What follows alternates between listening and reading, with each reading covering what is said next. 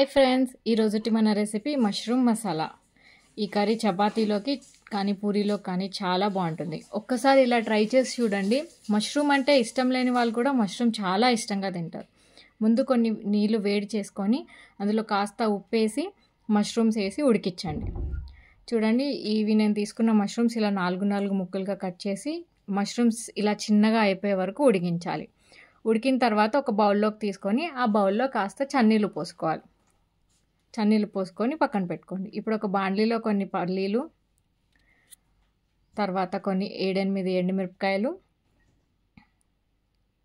బాగా ఎర్రగా వేయించుకొని అందులో కొన్ని నువ్వులు అండ్ దెన్ నువ్వులు కాస్త ఎర్రగా వేగాక కొన్ని గసగసాలు మొత్తం అన్నీ వేయించుకొని ఇవి ఎర్రగా వేగాక తీసి మిక్సీ జార్లో వేసుకోండి.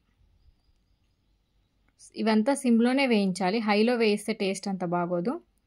వీటన్నిటిలో కలిపి ఒక పెద్ద టమాటో కూడా వేసుకొని మిక్సీ జార్ పట్టుకొని పక్కన ఉంచుకోండి. ఇప్పుడు ఒక బాండీలో కొంచెం నూనె వేసుకొని ఒక పెద్ద ఉల్లిపాయ తరిగేసుకొని అందులో కొంచెం పసుపు, కారం, జీలకర్ర పొడి, ధనియాల పొడి, 1 స్పూన్ గరం మసాలా అన్నీ వేసుకొని బాగా కలిపి నూనె పైకి తేలేంత వరకు మగ్గించుకోండి.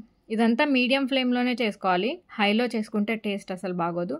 ఇలా నూనె పైకి తేలాక మనం పేస్ట్ చేసుకున్న మన పల్లీ పేస్ట్ అంతా దీంట్లో వేసి ఉడకబెట్టుకున్న మష్రూమ్ కూడా వేసి దగ్గరకు వచ్చే వరకు ఉడికించుకోండి. అండ్ పైనుంచి కొంచెం కసూరి మేతి వేయండి.